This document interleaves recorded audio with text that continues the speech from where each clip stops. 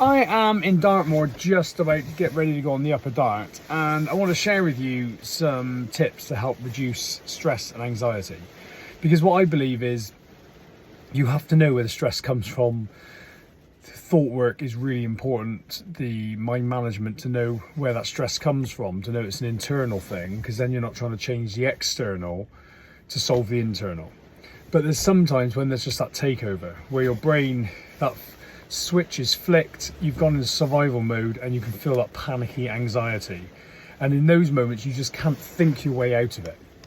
Because your rational brain is so much slower and your primitive brain is so much quicker, and it's survival based, and it's saying there's a danger, and it's literally just pumping adrenaline and cortisol.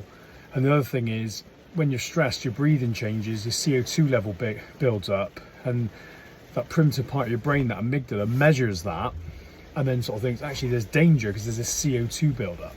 So it's this sort of cyclical thing going on. So then I find one of the best things to do is breathing techniques. I did it just as I was coming up now onto the dart, and I could feel myself all panicky, and I've had little bits of different things going on lately anyway, so it's like a cumulative stuff effect, which I'm working through. But just being able to do, I find that one of the best ones for me is the physiological sigh, where you just take a breath in, big deep breath, and then another small one, and then a long exhale. And it's unbelievable how it changes you. And what I find it does, it gives you a window of opportunity to then allow yourself to watch your mind. But before then, it's really difficult. And the physiological sigh is simply like this. You just go.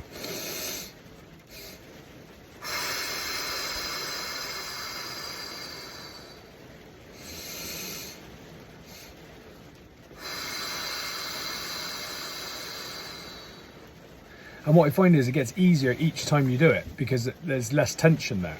But you notice it's that really deep, that sharp breath in. It's that diaphragmatic breathing where the diaphragm's pulling down. So it's not into the chest, it's into the diaphragm. And then once you've got that big breath in, it's then another little one to top up. What's hard to do when you're talking?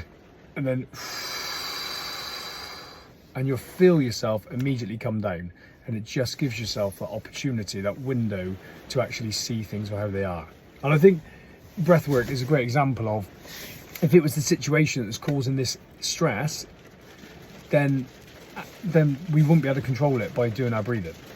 It's like, because this event is still the same, whatever you're dealing with. I'm still about to get on the river, you might still be going to court, it's still the same.